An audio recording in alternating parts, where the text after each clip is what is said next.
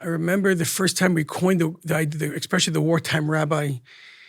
And the whole idea is that from the movie The Godfather, if you know the famous Godfather in part one, where they discuss that there's a wartime conciliary and a peacetime conciliary, and I guess each one of those counselors or each one of those rabbis, they serve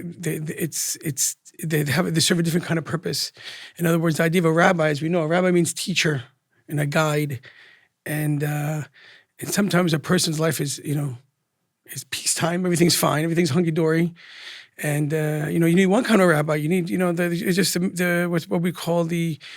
It would be called the just the continuous upkeep, if you will.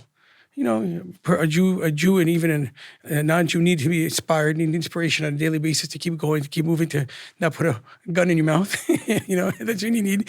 And everything's fine. There's the general upkeep, but then once in a while you have what we call the wartime.